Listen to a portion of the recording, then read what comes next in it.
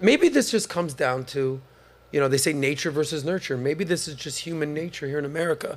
Because there's a stat out there that I want Humberto to show, if you can pull this up, about who basically identifies with more liberal and who identifies with more conservative. Do you have that stat right there, yes, Humberto? Sir. 1 second. So it's very interesting. And Natalia, I want to get your perspective on this. By the way, are you voting more Trump or are you voting more Biden? I'm registered independent, but I'm definitely a little bit more on the Trump side for sure. You're allowed to speak with your chest, girl. Yeah, no, I know. But I'm like, I like to watch kind of this conversation, open up with everybody. It's interesting. There you go. Pull up this stat. This is super interesting to me because basically what this stat shows is the following. It breaks down by gender and marital status whether you identify with more Republican or a Democrat. And I'll give the disclaimer. A lot of things have changed since Obama, Trump, Biden. Like the Republicans went a little more right, Democrats went more left. Republicans used to stand for more the millionaire, limousine type driving country club guys, whereas the Democrats were more the union workers, everything like that. Now things have kind of swapped. But if you look at these stats, so it goes married men, it's about 60-40, okay? 59% Republican, 39% Democrat, 60-40, cool. Married women, interesting, 56% more Republican, 42% Democrat, almost in that 60-40 range. Unmarried men, what I am, these days, more likely to be Republican than Democrat, 52.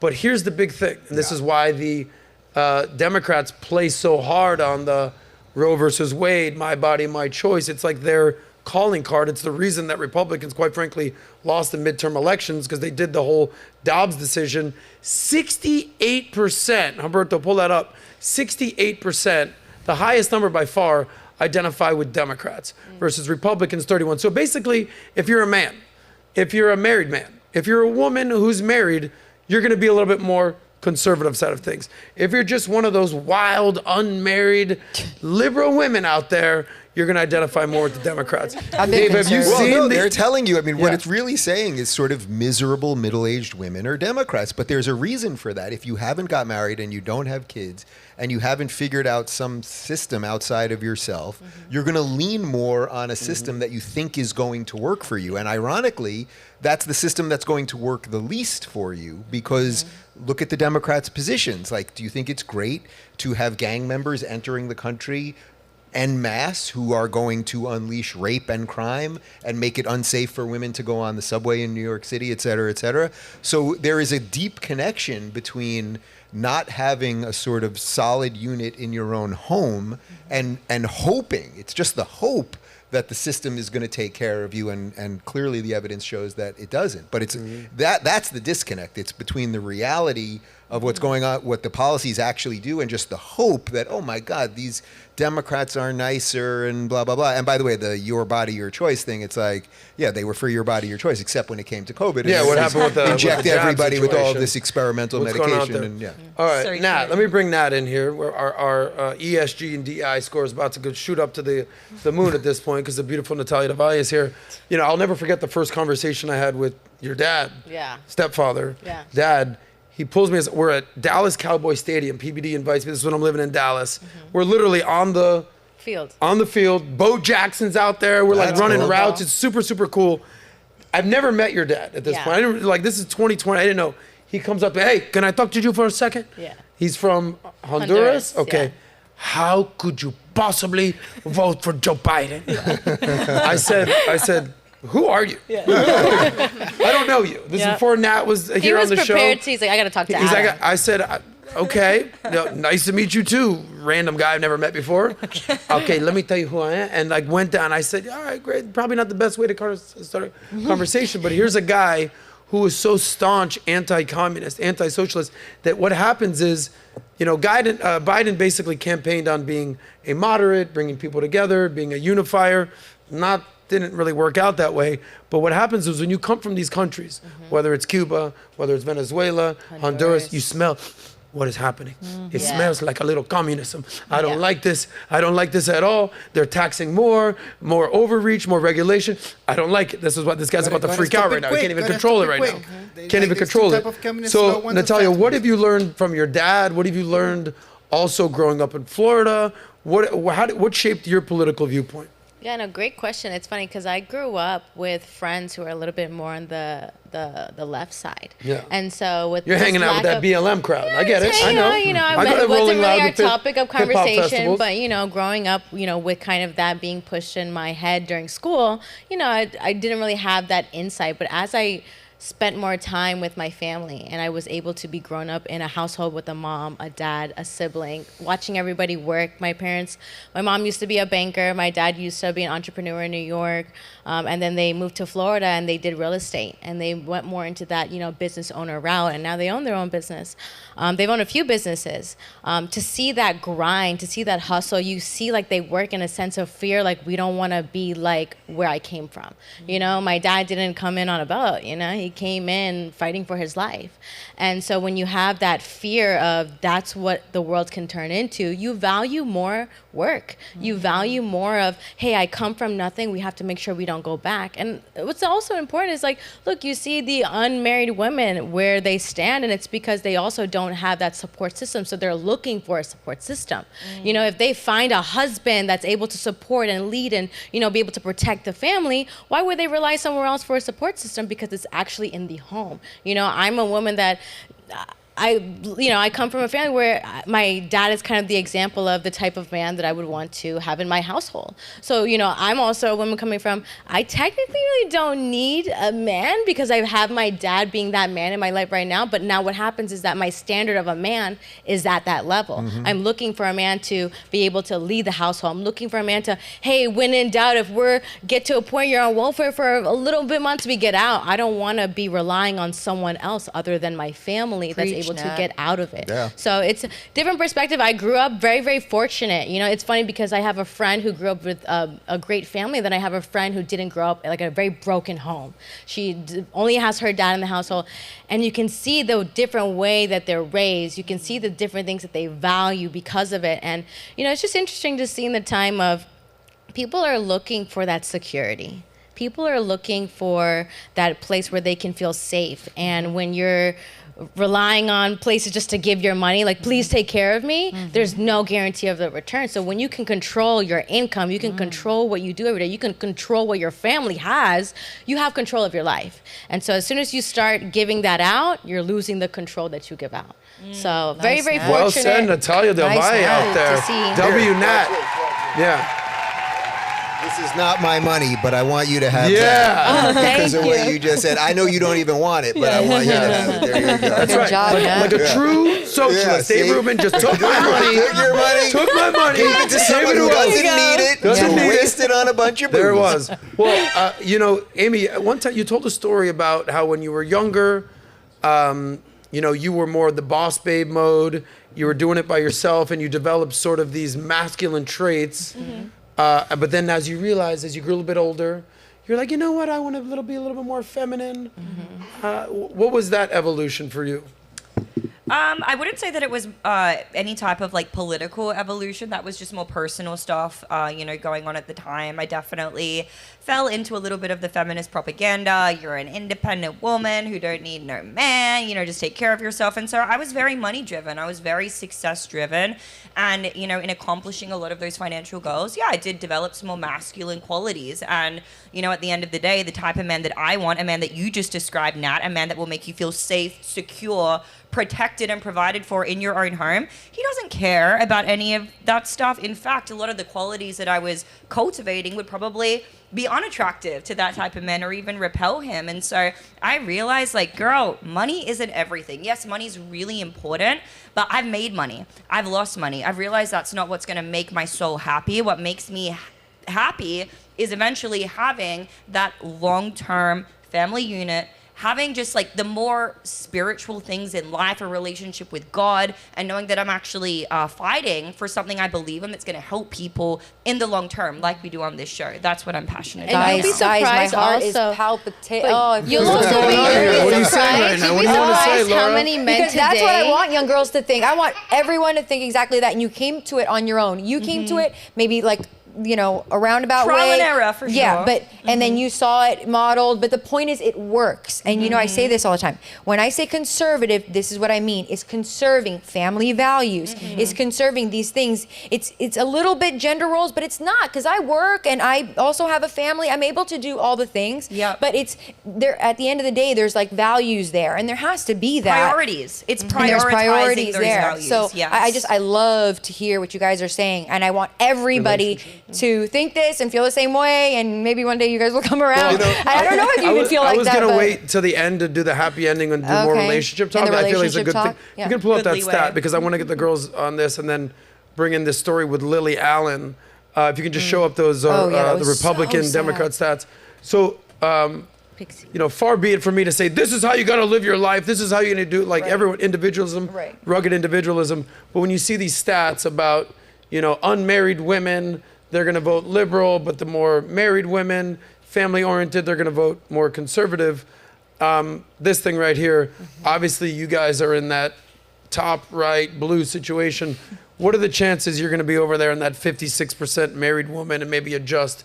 Like, what's your overall goal, your outcome? Where do you see yourself? Because you're 25. Yeah, I'm 24.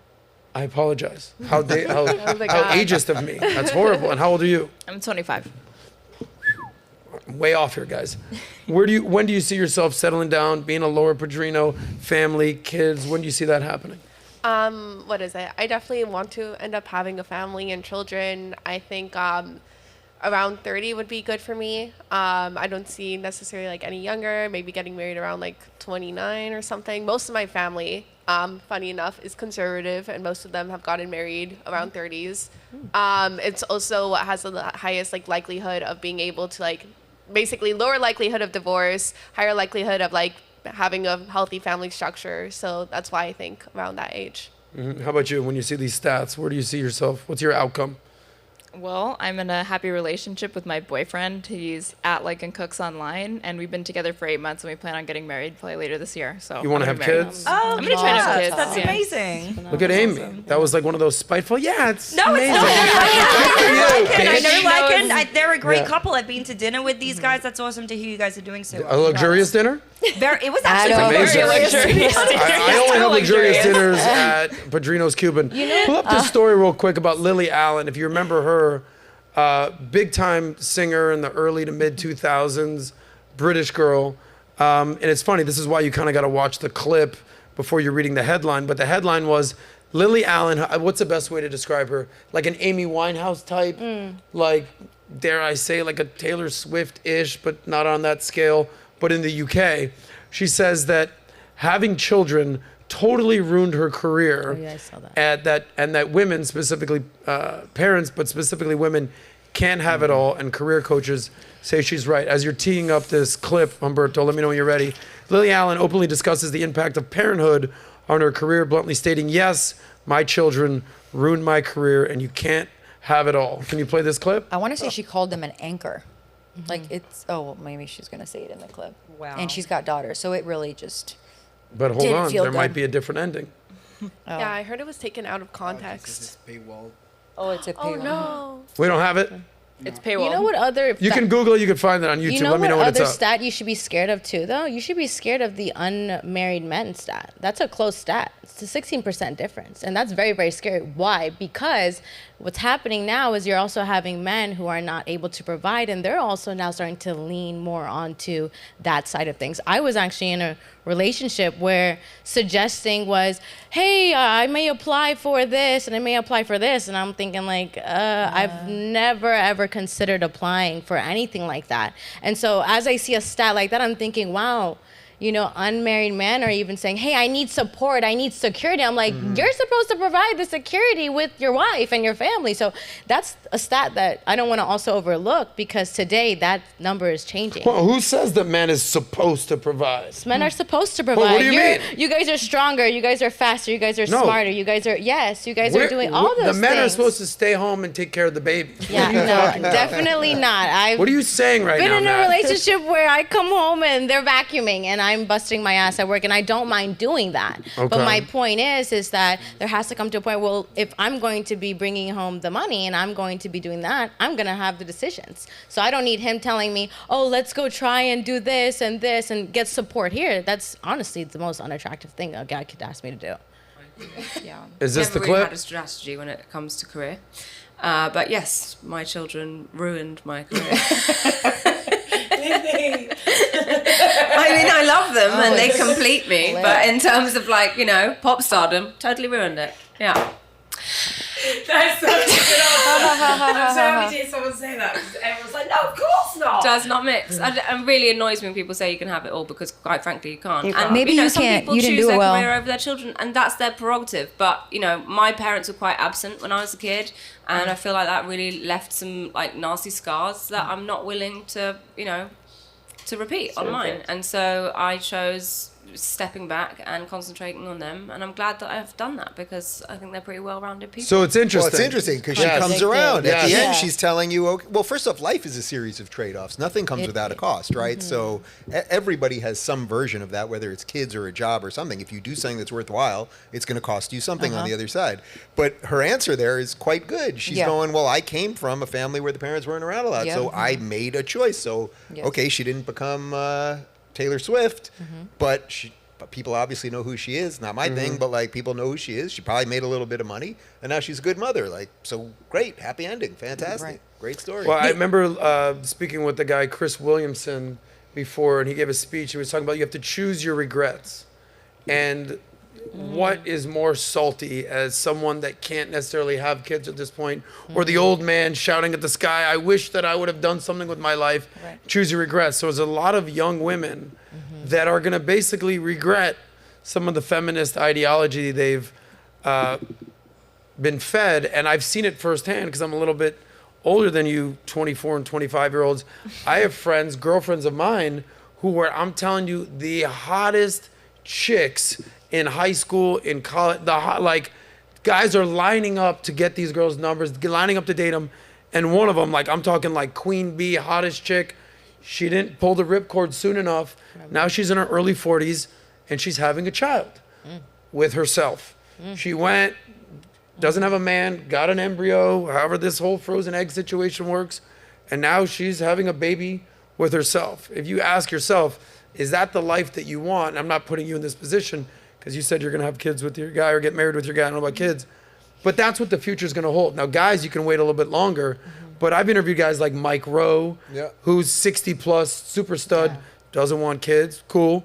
Bill Maher, loud and proud, doesn't want kids. Jordan, but you're a father. Yeah, but You've got 2 kids. I waited till I was 46. I'm 47 now. And although it's fine, in retrospect, maybe could I have done it earlier? Sure. When I toured with Jordan Peterson, one of the things he talked about all the time was that to live a fully actualized life as a human being, it is so fundamental to have kids and then hopefully also become a grandparent, because that basically builds Jacob's ladder. So that builds between what's here right now and heaven. That if you enter a union with someone and you're like, we'll make this better, whatever union, marriage, that you will make your lives better. You will push each other to be better. Then you will bring children into this world. Hopefully those children have children. That actually is the thing that life is really all about. And he would make a point that it is so fundamental to being a human that almost everybody absolutely needs it. Now, are there some crazy exceptions? I would say Bill Maher might be the closest, but Bill Maher, 67 years old, who, and I don't mean any of this judgmentally towards him, I mean this actually with love, 67 years old, did exactly what he wanted to do for a living, wanted to become a star. He always said from when he was a kid, he wanted to be like Hugh Hefner, basically. So he became super rich, he became super famous, says what he wants for a living, which he puts at the primacy of everything, right? Is he possibly still missing something along the way? quite probably, but it's pretty damn close that maybe he will be at the end. And by the way, when he's at the bed at the end, like, it's not going to be his kids around him. It's not going to be, he always says he has one sister left. That's all he's got. Like, he's also an atheist. Like, it's very lonely in a certain way.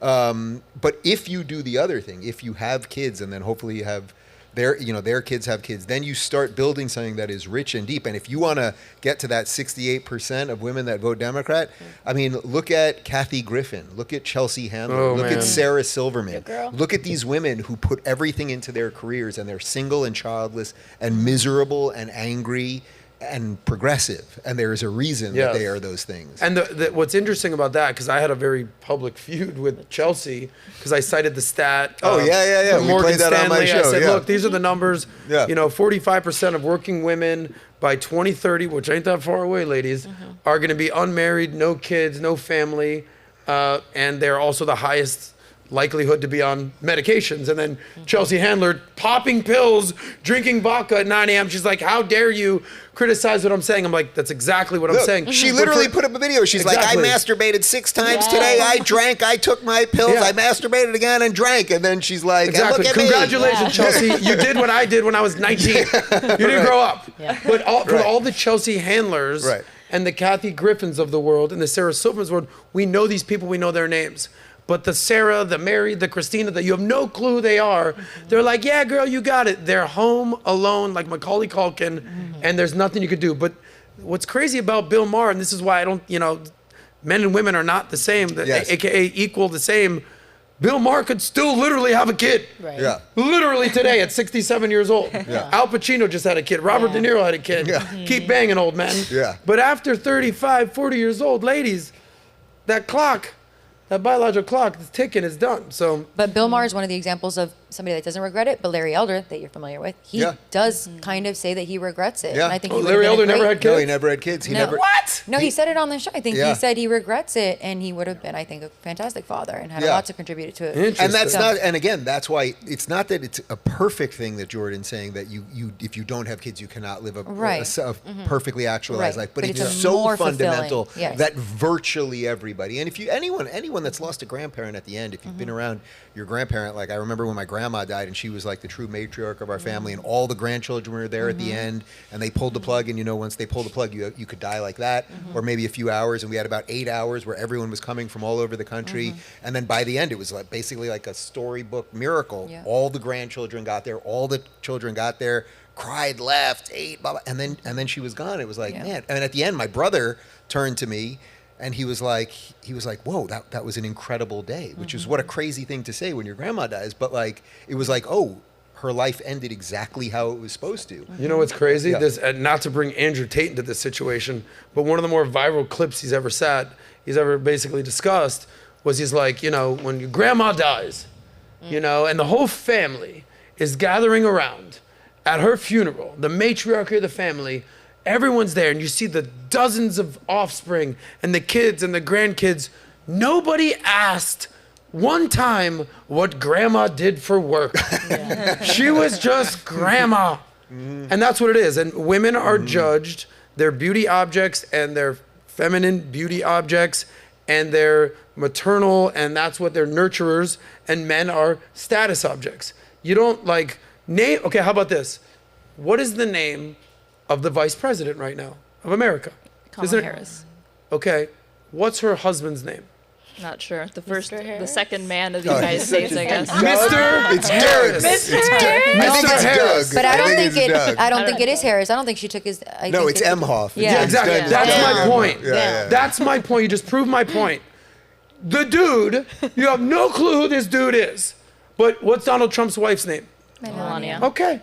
What's Joe Biden's wife's name? Jill. Okay, so it just proves Dr. Jill that Stein. when the She's a man doctor. She's a has doctor. success, you're yet gonna she know his hasn't wife's diagnosed name. him. When the woman has success, you don't know that dude's name. You don't know the vice presidents. He's the first gentleman of the history of the United States. How dare you not know Doug Emhoff's name? She called him Mr. Harris. Well, to be fair, ridiculous. I don't know most vice presidents. I don't know Mike Pence's wife's name. Yeah. You know, That I don't think part's people are really like paying that much attention. But like on the parenthood note, I couldn't disagree with Dave and you more, honestly. Like there are so many stats showing that like married couples that don't have kids, aka like dinks, dual income, no kids, actually report being happier on average than parents that. Circle back in 5-10 years. Yeah, Circle I was back. gonna say, what's They're happy now. No, They're no happy way. now. I mean, think about it. There's so many There's also different stats ways. that show the highest medicated people are women, childless, 40 plus. Explain that. Well, I'm not gonna get into like correlation equal causation, but like. But you just did. You just gave me the date thing. Pixie last week. You're remixing that. Yeah. I'm just saying what they report being happy, and it makes a lot How of sense. happy would to you me. be if you got married I'd be and you happy. had a great job I'd be and you had happy. no kids and you just had 2 stuffed animal dogs in your house the rest of your life? Hey, I have a real dog, and her No, name's yes, Immigrant. they I'd be But usually how very have happy would dogs you and they be? feel I'd like be You. very happy. If that You'd was be very happy? Okay. and if I could I never challenge you to never have kids. Don't do that. I would not wish that on you. No, But please, I please. think hope your there's mind changes. credence to what Aaron is saying, because let's be honest, in our current state of the United States, it's very difficult for people to survive on a one income, right? So usually you have to have the mother and the father working, That's right? true. And this is where I part with conservatives a lot, because let's go back to welfare discussion again, basically, where it's like, yeah, you know what, like, obviously there has to be caps, but we should monetarily incentivize women to take care of their children, to not have to like go out and get that dual income if you believe in a traditional family structure. So in one hand you can say like, Might want to lower taxes on everybody, let them keep more of their there- money. There's multiple ways to do it, but the point of the fact is that even now, like most parents cannot survive on just a one income household. So we should be helping poor mothers. We should be helping mothers in general be able to get that Well, extra what's the income fine to stay line home. between helping and then just doing it for them? And that's, you know what, that's up to debate. And I'm okay with having, like, we can go down, look at stats. We can look at, like, hey, you know, once it gets to, like, this number, then it seems to have adverse effects. But the reason why I bring it up is because I think part of our duty as citizens in the United States is to make our government work for us. And I think that's one way to do it. To be like, hey, you know what? We should incentivize, if we believe in a traditional family household, mothers to stay at home through this measure that can also help poverty sometimes. I think what you're saying actually makes a lot of sense, because they're trying to lower the free education to pre-K now.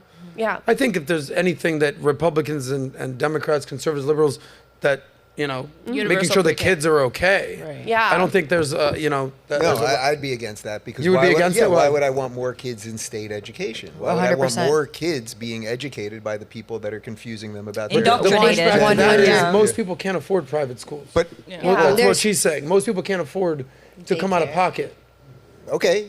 Yeah. And pre-K, that's you're not even learning tough. anything in I mean, pre-K. what It can I just tell you? functions as Like, childcare. Yeah, Yeah. like Yeah. I would I want everyone to get as good an education as possible, but it has nothing to do with sending everyone to government schools, where they're going to learn all of the wrong things, which is Yep. why Generation Z, Gen Z. Z is so confused about so many basic. You bring up a truths. good point, because I'm still thinking that when I went to school, everything was normal. That's the Yeah. thing. Yeah. You know, the thing have that to the wipe worst thing out- that happened to me is my teacher would literally hit me with a ruler Yeah. and pull my ear. Like, that would be Yeah. cancel Wait, society. Probably a What good do thing in you- hindsight. Yeah, that's I think what do I have? I got a But- year on you, right? Yeah. You're 46. What are you? 40? you, Dave. What are you? 43? You're 43. I got 3. I got 4 Okay. years on you. You remember when we used to get beaten in elementary school, Dave? But nobody. I used to beat guys like you, but nobody